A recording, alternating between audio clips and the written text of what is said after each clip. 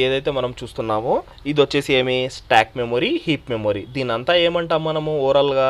ఇది వచ్చేసి మనకి మెమొరీ అని అనుకుంటాం. ఏమనుకుంటాం? మెమొరీ. మెమొరీలో మనకి 2 ఏరియాస్ డివైడ్ అయిపోయినాయి. ఎన్ని ఏరియాస్? 2 ఏరియాస్ డివైడ్ అయినాయి. 2 ఏరియాస్ మనకి డివైడ్ అవ్వడము జరిగింది. ఓకే, ఒకటి వచ్చేసి స్టాక్ మెమొరీ, ఒకటి వచ్చేసి మనకి హీప్ మెమొరీ. స్టాక్ మెమొరీ ఎప్పుడు యూజ్ అవుతుంది, హీప్ మెమొరీ ఎప్పుడు యూజ్ అవుతుంది, అది కూడా నేను చెప్తాను గైస్. చాలా అంటే చాలా easy thing. Okay, first of all మనకి ఏం జరుగుతుంది, మనం ఏం చేసినాము ఈడ, ఎప్పుడైతే మనము ఇలాగా యూజర్ నేమ్ సమీర్ ఏజ్ 24 అని తయారు చేసి కోడ్ రన్ చేసినామో, కోడ్ రన్ ఎలా చేసినాము, టర్మినల్లో పోయి నోడ్ ఫైల్ నేమ్ ఎప్పుడైతే మనం రాసి హిట్ చేసినామో మనకి 2 థింగ్స్ జరుగుతాయి. ఫస్ట్ థింగ్ జరిగేది ఏమి, మెమొరీ అలొకేషన్. మెమొరీ అలొకేషన్ మనకి ఎలా జరుగుతుంది? First of all memory allocation ఎలా జరుగుతుంది అంటే, మనకి ప్రిమిటివ్ డేటా టైప్స్ అన్నీ స్టాక్లో పోతాయి గైస్. ప్రిమిటివ్ డేటా టైపే కదా. ఇప్పుడు యూజర్ నేమ్ స్ట్రింగ్ అనేది ఏ డేటా టైప్ కిందికి వస్తుంది? ప్రిమిటివ్ డేటా టైప్ కిందికి మనకు రావడం జరుగుతుంది. ఏమని ఉంటుంది మనకి, యూజర్ నేమ్ ఈక్వల్ టు డిఫాల్ట్గా ఫస్ట్ మెమొరీ అలొకేషన్లో వాల్యూ ఏముంటుంది గైస్? అన్డిఫైన్డ్. ఎందుకంటే ఇంకా మనకి ఎగ్జిక్యూషన్ ఫేజ్ రాలేదు, అన్డిఫైన్డ్ అనేది ఉంటుంది. తర్వాత మళ్ళీ ఏమొస్తుంది, తర్వాత వచ్చేసి ఏజ్ వచ్చేసి కూడా అన్డిఫైన్డ్ అనేది రావడం జరుగుతుంది. ఇది ఆడ స్టాక్ మెమొరీలో ఎందుకు కూర్చున్నాయి అంటే, మనకి డైరెక్ట్ దేంతో వేరియబుల్ నేమ్తో పాటు దేన్ని ఉన్నాయి, వాల్యూస్ ఉన్నాయి. డైరెక్ట్గా వేరియబుల్ నేమ్తో పాటు వాల్యూస్ ఉన్నాయి. అది చాలా అబ్జర్వ్ చేయాలా గైస్. ఓకేనా, మనకి ఇది వచ్చేసి ఏమి primitive data types memory allocation అనేది జరిగింది. దేంట్లో జరిగింది అది? స్టాక్ మెమొరీలో మళ్ళీ 2 సపరేట్ ఏరియాస్ ఉన్నాయి. ఓకే, స్టాక్ మెమొరీలో ప్రిమిటివ్ డేటా టైప్స్ అనేది కూర్చున్నాయి. మనకి ఈడ వరకు అర్థమైపోయింది. తర్వాత ఏం జరిగింది, ఎగ్జిక్యూషన్ ఫేజ్ రాగానే మనకి ఏం జరిగింటుంది, ఈడ ఏదైతే మనం ఈడ అన్డిఫైన్డ్ అనేది చూస్తున్నామో, అన్డిఫైన్డ్ వెళ్ళిపోయి మనకి ఏం అవుట్పుట్ అన్డిఫైన్డ్ వెళ్ళిపోయి దీని ప్లేస్లో ఏమొచ్చింటాయి, ఏజ్ ప్లేస్లో 24, యూజర్ నేమ్ ప్లేస్లో సమీర్ అనేది రావడం జరుగుతుంది. మనం ఎప్పుడైతే ఒక కన్సోల్ లాగ్ లేకుంటే ఈ పర్టికులర్ యూజర్ నేమ్ని యూజ్ చేయాలని యూజర్ నేమ్ని పిలుస్తామో మనకేం జరుగుతుంది, ఫర్ ఎగ్జాంపుల్ ఇక్కడ నేను కన్సోల్ లాగ్లో సిఎల్జీలో మనం ఏం చేసింటాము, ఈ సింపుల్గా యూజర్ నేమ్ని కాల్ చేసి అది యాడ్ నుంచి వస్తుంది, డైరెక్ట్గా మెమొరీ నుంచి రావడము జరుగుతుంది. ఓకేనా, ఇది మనకి బేసిక్గా జరిగేది. ఇది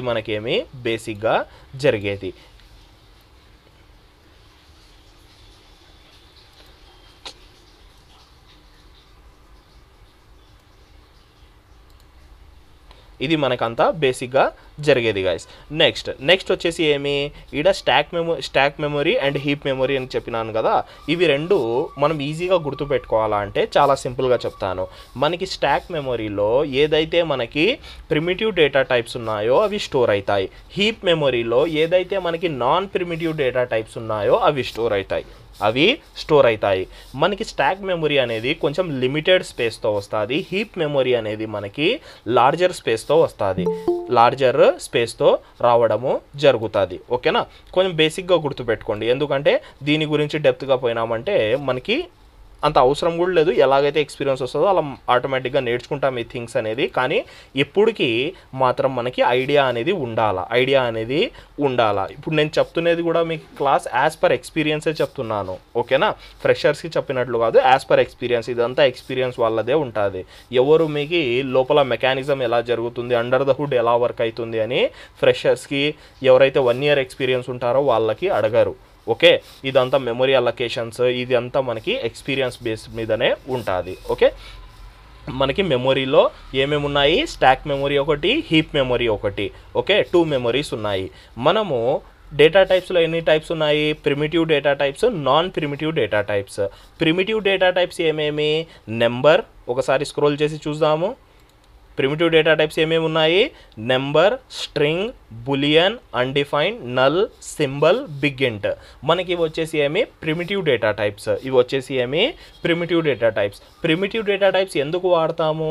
మనం primitive data టైప్స్లో primitive data type assign చేసే వేరియబుల్ ఏదైతే ఉంటుందో ఆ వేరియబుల్ ఏదైతే ఉంటుందో దాంట్లో సింగిల్ వాల్యూయే రాస్తాం. ప్రిమిటివ్ డేటా టైప్ యొక్క సింగిల్ వాల్యూయే రాస్తాం. For example age equal to 23 రాస్తాం.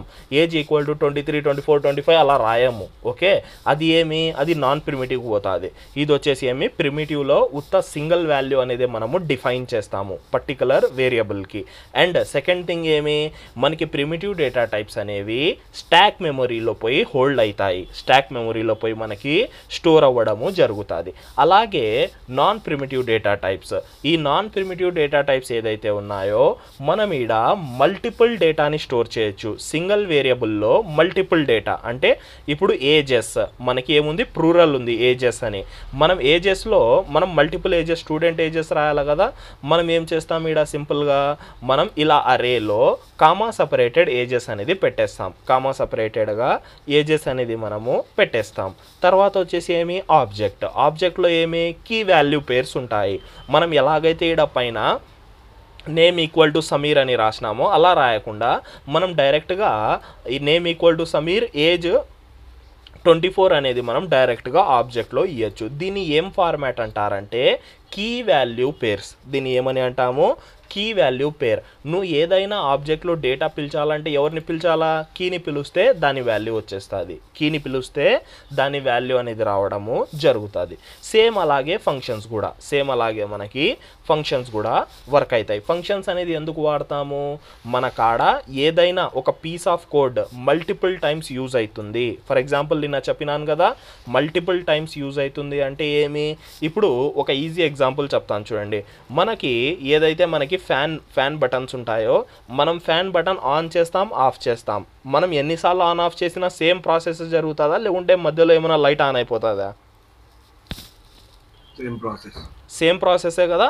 మనము ఒకసారి ఈరోజు ఫ్యాన్ ఆన్ చేస్తాను, మళ్ళీ రాత్రి ఆఫ్ చేస్తాను, ఆన్ అవుతుంది, ఆఫ్ అవుతుంది. అలాగే నేను 100 days చేస్తే 100 days అదే మనకి రావడం జరుగుతుంది. సేమ్ అలాగే ఏదైనా functionality else a piece of code అంటున్నాను, బాగా గుర్తుపెట్టు. ఈ వర్డ్స్ చాలా ఇంపార్టెంట్ చూడండి. ఏ పీస్ ఆఫ్ కోడ్, ఒక పీస్ ఆఫ్ కోడ్ నీకు మల్టిపుల్ టైమ్స్ యూస్ చేయాలా అంటే నువ్వు ఏం చేస్తావు? ఫంక్షన్లో రాసేస్తావు. ఏం చేస్తావు? ఫంక్షన్లో రాసేస్తావు. రాసేసి ఏం చేస్తావు? ఈ ఆడైతే నీకు కావాలనో సింపుల్గా ఈ ఫంక్షన్ని కాల్ చేసుకుంటాం. ఈ ఫంక్షన్ని ఏం చేస్తాము? కాల్ అనేది చేసుకోవడం జరుగుతుంది. ఓకే, నేను ఎన్నిసార్లు కాల్ చేస్తే అన్నిసార్లు నాకు ఈ ఫంక్షన్ అనేది ఏమిస్తుంది? సేమ్ రిజల్ట్ ఇవ్వడం జరుగుతుంది. సేమ్ రిజల్ట్ ఇవ్వడము జరుగుతుంది. ఇందుకోసం ఫంక్షన్స్ అనేది చాలా పవర్ఫుల్ గైస్, చాలా అంటే చాలా పవర్ఫుల్. నువ్వు ఒక్కసారి ఒక పీస్ ఆఫ్ కోడ్ రాసి నువ్వు 100 times కాదు కదా, ఆ ఫంక్షన్ అది నీ సిస్టమ్ పగిలిపోయేంత వరకు నువ్వు దాన్ని కాల్ చేయి, అది సేమ్ రిజల్టే ఇస్తుంది. అక్యూరేట్గా సేమ్ రిజల్ట్ ఇస్తుంది. ఇప్పుడు మీరే చెప్పండి, నా కాడ ఒక 100 lines ఆఫ్ కోడ్ ఉంది. ఏముంది? 100 lines ఆఫ్ కోడ్, ఒక ఫంక్షనాలిటీ ఉంది. ఏంది? నేను దాంట్లో ఈరోజు డేట్ కాదు, నా బర్త్డే అనేది నేను ఇస్తే అది నా బర్త్డే డేట్ తీసుకొని నా ఇయర్, నా డేస్, నా మంత్ అంతా కౌంట్ ఇస్తుంది. అది ఎలా పాసిబుల్? ఇలా ఎప్పుడైతే నేను ఫంక్షన్ రాసేస్తానో ఈ ఫంక్షన్లో నేను ఆ ఫంక్షనాలిటీ రాసేస్తాను. యూజర్ ఏం చేస్తాడంటే వాడి డేట్ ఆఫ్ బర్త్ ఇస్తాడు, నువ్వు అంతా ప్రాసెస్ చేసేసి నాకు అవుట్పుట్ ఇవ్వమని చెప్తాను. ఇలా నేను 100 times కాల్ చేస్తే మనకు సేమ్ అవుట్పుట్ ఇస్తుందా? డిఫరెంట్ అవుట్పుట్ ఇస్తుందా? Same output. సేమ్. నువ్వు డిఫరెంట్ డేట్స్ డిఫరెంట్ ఇవ్వచ్చు. నేను నా బర్త్డే ఇస్తాను, మీరు మీ బర్త్డే ఇవ్వచ్చు. కానీ రిజల్ట్ అనేది అక్యూరేట్గా నేను కోడ్ అనేది కరెక్ట్గా రాసింటే మనకేమి కరెక్ట్ అవుట్పుట్ అనేది రావడం జరుగుతుంది. అందుకోసం మనకి ఫంక్షన్స్ అనేది చాలా పవర్ఫుల్ అండ్ మనం చాలా అంటే చాలా యూస్ చేస్తాం. ఫంక్షన్స్ చాలా యూస్ చేస్తాం. ఓకేనా? ఎలాగైతే మనం ఇంకా ఫార్వర్డ్ పోతామో ఇంకా దీని గురించి డెప్త్ నేర్చుకుంటాం. ప్రతి డేటా టైప్ గురించి డెప్త్గా పోతాం గైస్. నెంబర్స్ గురించి, స్ట్రింగ్ గురించి, బులియన్ గురించి చెప్పడానికి అయితే ఏం లేదు. ట్రూ ఆర్ ఫాల్స్ ఉత్తా, అన్డిఫైన్డ్ అంతే, నల్ అంతే. ఎక్కువ number, string, arrays, objects, functions చాలా అంటే చాలా ఇంపార్టెంట్ అయినవి. ఓకే గైస్, మళ్ళీ మనము మన క్లాస్లోకి వచ్చేద్దాం. ఓకే, ఈడ మనం ఏం చూసినాము? Non primitive data types. ఇప్పుడు non primitive data types define చేస్తే ఎలాగా? Non primitive data types define చేస్తే ఏం జరుగుతుందంటే ఫర్ ఎగ్జాంపుల్ ఈడ అరేస్ అని రాసినాను, అరే ఈక్వల్ టు ఇది రాసినాను అనుకుందాం. ఏం జరుగుతుంది అంటే మనకి స్టాక్ మెమరీలో దాని అరే అనేది వస్తుంది, వేరియబులే కదా అరే అనేది కూడా ఏమి ఒక వేరియబుల్ అనేది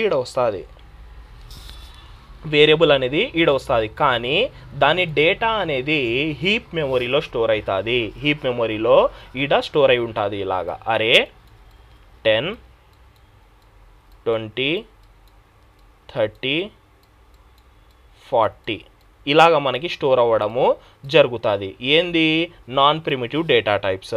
అరే అనేది యాడ్ నుంచి తీసుకుంటుంది డేటా, ఈడ్ నుంచి డేటా అనేది తీసుకోవడం జరుగుతుంది. మనకి యాడ్ నుంచి రావడం జరుగుతుంది, ఈడ్ నుంచి. నువ్వు ఎప్పుడైనా పిలిచినావంటే అరేని ఏం చేస్తుంది, అది ఫస్ట్ స్టాక్లో పోయి స్టాక్లో అరే యాడ్ అవుతుందో దాని పాయింటర్ తీసుకొని మనకి డైరెక్ట్గా హీప్ మెమొరీలో పోయి దాని వాల్యూ అనేది తీసుకొని రావడం జరుగుతుంది. దీన్ని ఇంకొకటి ఏమంటామంటే రెఫరెన్స్ అంటాం. ఏమంటాము? రెఫరెన్స్. ఓకేనా? రెఫరెన్స్ డేటా టైప్స్ కూడా అంటాం. రెఫరెన్సే కదా ఇది తీసుకుంటున్నది. మనకి డైరెక్ట్గా ఈ అరేలో లేదు, ఇది మనకి ఇక్కడ చూస్తే ఏజ్ ఈక్వల్ టు 24 లాగా అసైన్ చేయలేదు. ఇది ఏమైంది, అరే మనకి ఆ పర్టికులర్ డేటా అనేది అరే డేటా టైప్ అనేది యాడపై స్టోర్ ఉంది, హీప్లో స్టోర్ అయింది. హీప్ నుంచి అరే అనేది రెఫరెన్స్ తీసుకుంటుంది, రెఫరెన్స్ తీసుకొని మళ్ళీ మనకు అవుట్పుట్ అనేది ఇవ్వడము జరుగుతుంది. సేమ్ అలాగే ఆబ్జెక్ట్ కూడా. ఫర్ ఎగ్జాంపుల్ నేను ఇక్కడ స్టూడెంట్స్ అని ఆబ్జెక్ట్ తయారు చేసినానంటే స్టూడెంట్స్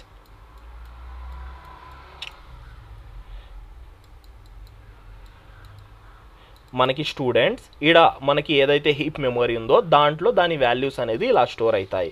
ఓకే, దాని వాల్యూస్ అనేది స్టోర్ అవుతాయి. మనకి దీని రెఫరెన్స్ అనేది ఇలా తీసుకోవడం జరుగుతుంది స్టూడెంట్స్. ఓకే, నేను ఎప్పుడైతే స్టూడెంట్ని కాల్ చేస్తానో అది పోయి హీప్ మెమరీ నుంచి దాని రెఫరెన్స్ అనేది తీసుకొని వచ్చి మనకు అవుట్పుట్ ఇవ్వడము జరుగుతుంది. మీకు డౌట్ రావచ్చు అన్నా ఎందుకు మనం ఈ రెఫరెన్స్ టైప్ అంటే ఏమి, ఫస్ట్ ఆఫ్ ఆల్ దీనికి డిఫరెన్స్ ఏమి అని. డిఫరెన్స్ అనేది చాలా ఉంది. ఈడ వరకు అందరికీ క్లియర్గా ఉందంటే ఈ పర్టికులర్ ఇప్పుడు ఏదైతే మీకు చెప్పినానో హీప్ అండ్ స్టాక్ అనేది దాన్ని ఒకసారి అవుట్పుట్ కోడింగ్లో చూద్దాం ఎలా మనకి డిఫరెన్స్ ఇస్తారు. ఈడ వరకు అందరు క్లియర్గా ఉందా గైస్?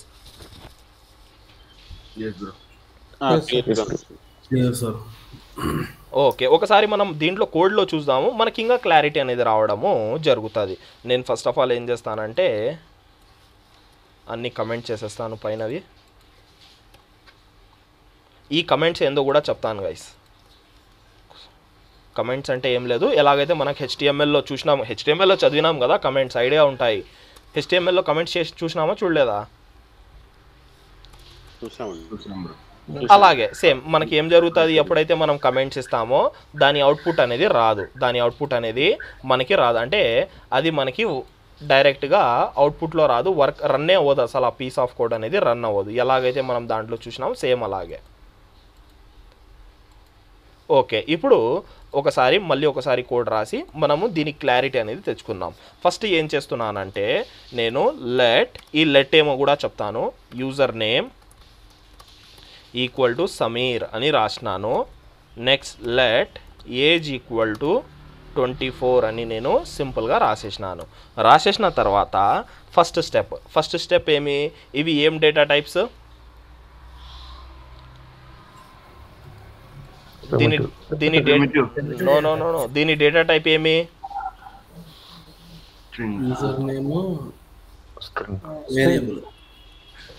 డేటా టైప్ ఏమి, నేను ఇది ఏదైతే స్ట్రింగ్. ఓకేనా, దీని డేటా టైప్ ఏమి, నెంబర్. ఓకేనా, మనకేమి నెంబర్. దీని data type boolean. Done. Undefined data type undefined. Null data type నల్లేనా? నల్ కాదు, ఒకసారి అవుట్పుట్ చూద్దాం తర్వాత.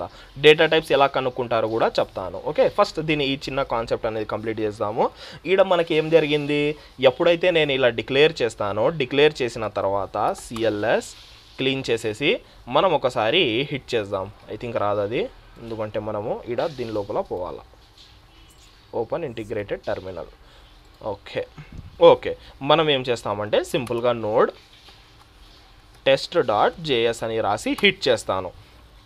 ఓప్స్ ఎర్రర్ త్రో చేసింది. TEST test.js. ఓకే కన్సోల్ లాగా రాయలేము.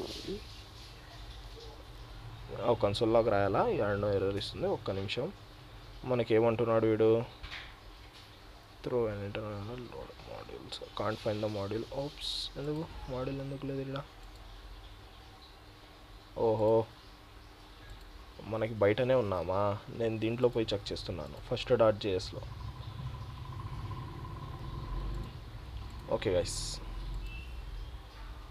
బయటనే ఉన్నాం మనము, కరెక్ట్గానే ఉండే.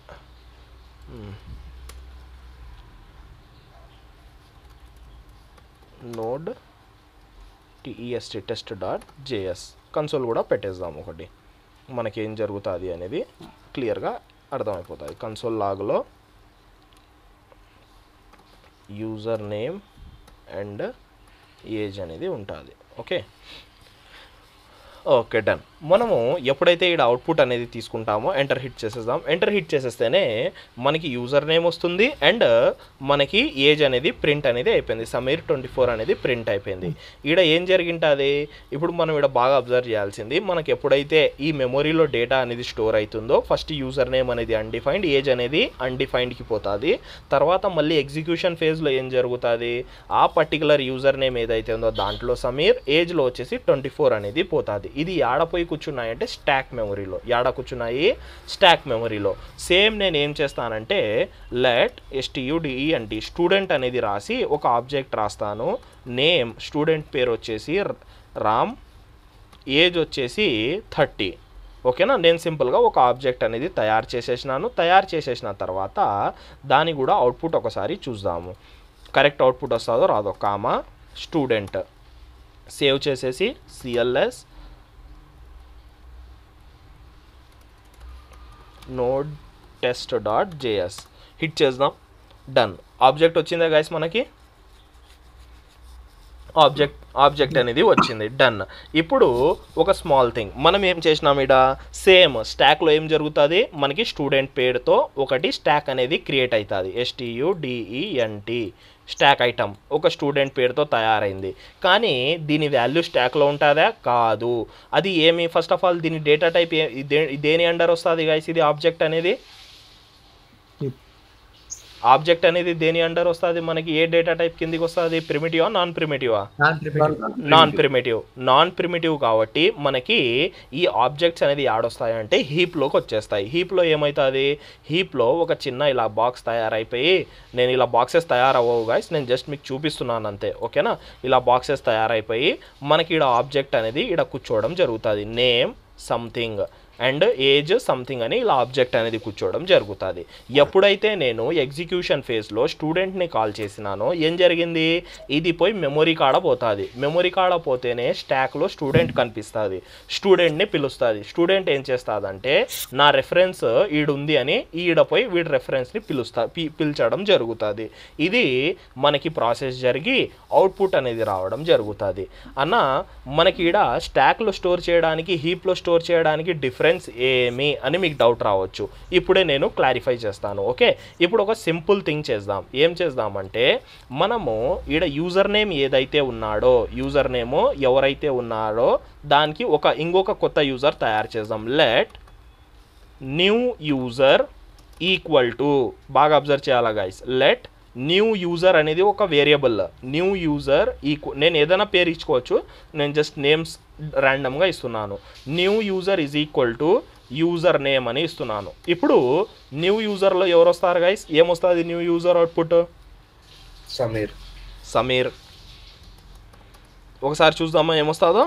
న్యూ యూజర్ సేవ్ చేద్దాం. సేవ్ చేసి హిట్ చేద్దాం. ఏమొచ్చింది న్యూ యూజర్ అవుట్పుట్? సమీర్. ఇప్పుడు ఈడ ఏం జరిగింటుందంటే మనకి ఫస్ట్ లైన్లో ఇది క్రియేట్ అయిపోయింది, సెకండ్ లైన్లో ఏజ్ వచ్చింది, థర్డ్ లైన్లో స్టూడెంట్ వచ్చింది. లైన్ నెంబర్ 38లో ఏం జరిగింది, న్యూ యూజర్ పేరుతో ఒక వేరియబుల్ తయారైంది. అంటే స్టాక్లో మనకి ఏం తయారైంటుంది, న్యూ యూజర్ పేరుతో ఒక item. New user equal to, దీని వాల్యూ ఏముంది, యూజర్ నేమ్ వాల్యూ సమీర్. ఇక్కడ బాగా అబ్జర్వ్ చేయాలా మీరు. ఓకే, మనకు ఒక స్టాక్ ఐటమ్ తయారైంది. ఎవరి పేరుతో స్టాక్ ఐటమ్ తయారైంది? న్యూ యూజర్ పేరుతో. ఎవరి పేరుతో? న్యూ యూజర్ పేరుతో స్టాక్ ఐటమ్ అనేది తయారైంది. స్టాక్ ఐటమ్ అనేది తయారైంది. ఇంకొకటి చూద్దాం దీని తర్వాత.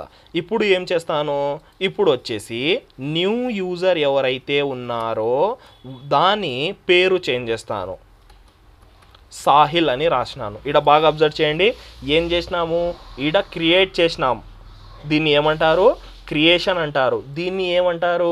మనకి ఏదైతే క్రియేట్ చేసినామో దాన్ని రీఅసైన్మెంట్ అంటారు. అంటే వాల్యూ అనేది చేంజ్ చేస్తున్నాము.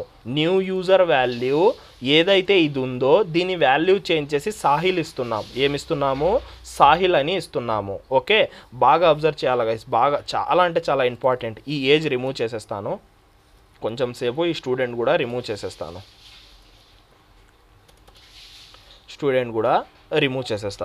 ఇప్పుడు బాగా అబ్జర్వ్ చేసి చెప్పండి, యూజర్ నేమ్లో వాల్యూ ఏమొస్తుంది, న్యూ యూజర్లో వాల్యూ ఏమొస్తుంది?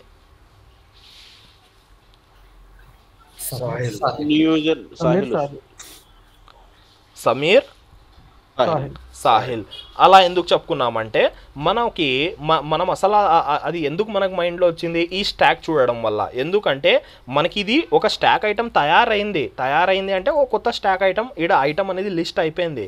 మనం ఏం చేసినాము, దాని వాల్యూ యూజర్ నేమ్ యొక్క వాల్యూ ఏదైతే ఉందో అది సాహిల్లో కన్వర్ట్ చేసినాము అంతే. జస్ట్ వాల్యూని రీఅసైన్ చేసినాము అంతే. అది చూసి వేరేది ఏం చేయలేదు. ఒకసారి దీన్ని సేవ్ చేసేసి అవుట్పుట్ చూద్దాం, మనం అనుకున్న అవుట్పుట్ వచ్చిందో కాదో. సమీర్, సాహిల్ కరెక్ట్గానే వచ్చిందా గైస్?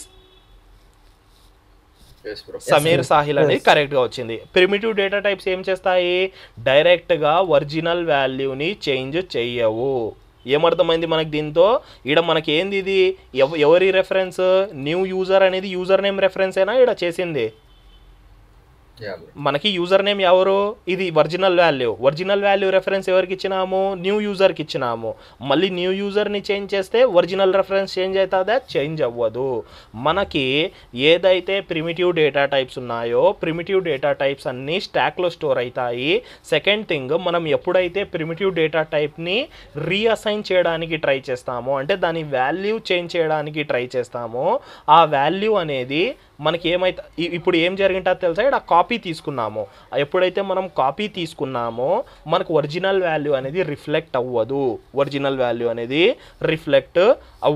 ఈడ వరకు అందరికి క్లియర్గా ఉందా? ఇంకా గైస్ ఎవరికైనా ఏమైనా డౌట్స్ ఉన్నాయా దీంట్లో? ఎవరికేం డౌట్స్ లేవా?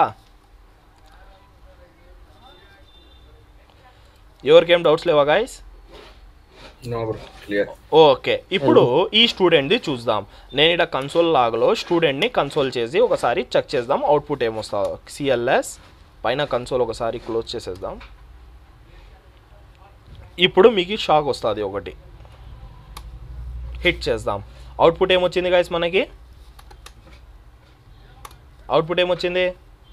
స్టూడెంట్ వచ్చిందా రామ్ పేరుతో? Okay, done. ఇప్పుడు నేనేం చేస్తున్నానంటే ఇంకొక వేరియబుల్ సేమ్ పైన ఎలాగైతే న్యూ యూజర్ తయారు చేసినానో సేమ్ టు సేమ్ స్టూడెంట్ 1 అని తయారు చేస్తున్నాను. స్టూడెంట్ 01కి స్టూడెంట్ యొక్క రెఫరెన్స్ ఇస్తున్నాను. ఇప్పుడు స్టూడెంట్ 01లో ఏం డేటా వస్తుంది? స్టూడెంట్ వాల్యూస్ సేమ్ వచ్చినాయా రెండు? ఓకే, మనం ఇక్కడ వేరియబుల్ తయారు చేసినాం కాబట్టి మనకేం జరుగుతుంది? ఓకే, అది తర్వాత నేను అది చూపించినాను అనుకోండి మీకు అర్థమైపోతుంది. ఓకే, ఇప్పుడు చూడండి, నాకు ఈ స్టూడెంట్లో వచ్చేసి అదే వచ్చింది, స్టూడెంట్ 1లో కూడా అదే వచ్చింది. ఎందుకంటే దాని రెఫరెన్స్ ఇచ్చినాం కాబట్టి. ఇప్పుడు బాగా అబ్జర్వ్ చేయండి. స్టూడెంట్ 1 డాట్ నేమ్ ఎవరు? స్టూడెంట్ 1 డాట్ నేమ్ అంటే రామ్ వస్తుంది కదా, కరెక్టేనా? మనం ఇది కూడా చేంజ్ చేయొచ్చు. దీన్ని కూడా ఏమంటారు, మనకి వేరే ఏదైతే మనకి ఆబ్జెక్ట్ ఉందో దాంట్లో వాల్యూస్ చేంజ్ చేస్తున్నాం మనం. Student 1 dot name equal to Shyam అని రాసినాం. ఏం రాసినాం? శ్యామ్. ఇప్పుడు బాగా అబ్జర్వ్ చేసి చెప్పండి, మనకి స్టూడెంట్ 1లో ఏమొస్తుంది, స్టూడెంట్లో ఏమొస్తుంది, స్టూడెంట్ 1లో ఏమొస్తుందో?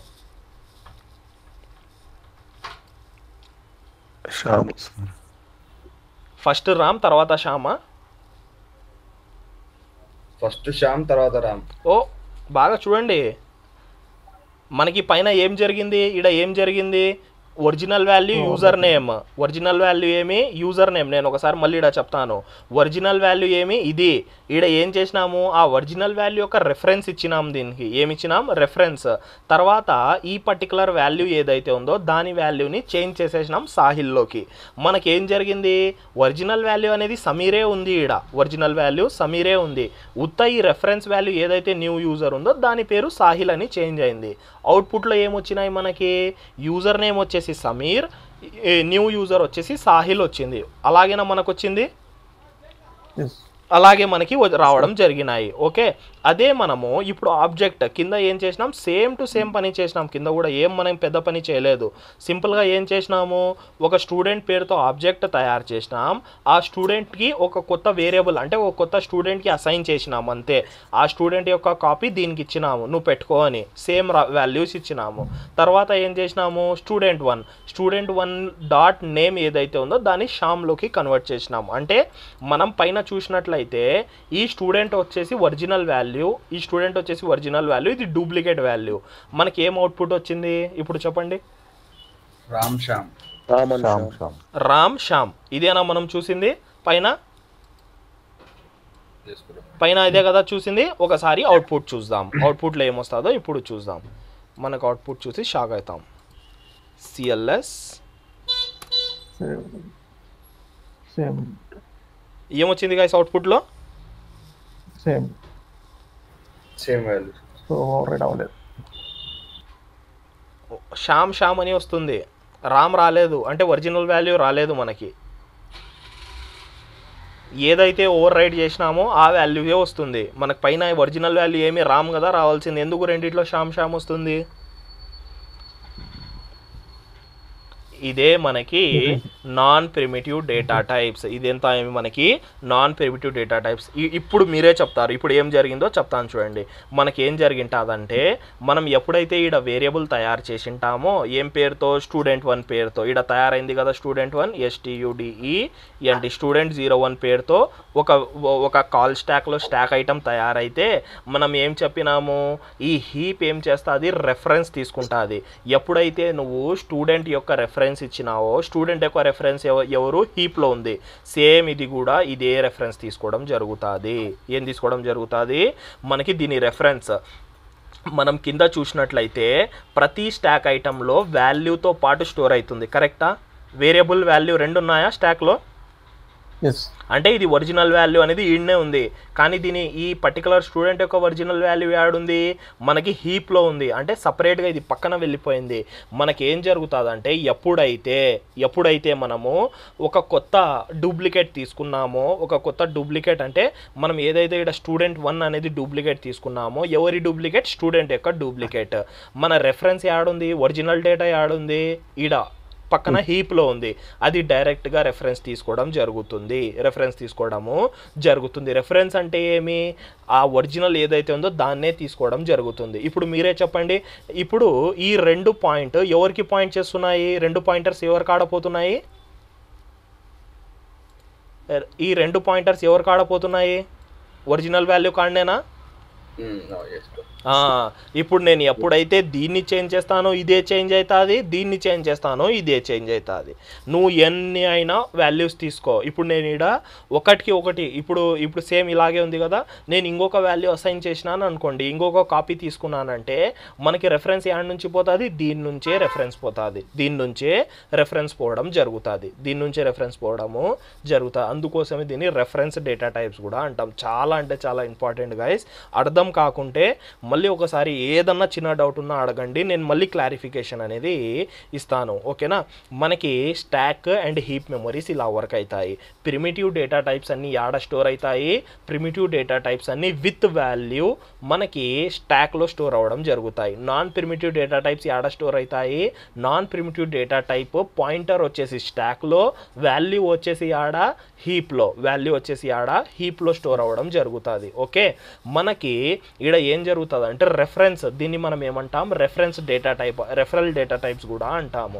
ఎందుకు అలా అంటాము, నీకు డైరెక్ట్గా ఒరిజినల్ వాల్యూ అనేది రాదు, ఆ రెఫరెన్స్ దొరుకుతుంది. అంటే రెఫరెన్స్ అంటే ఉత్త దాని కాపీ ఉంటుంది నీ కాడ అంతే. ఇప్పుడు ఈ స్టూడెంట్ కార్డు ఉన్నది ఏమి, ఒరిజినల్ వాల్యూ యొక్క కాపీ అంతే.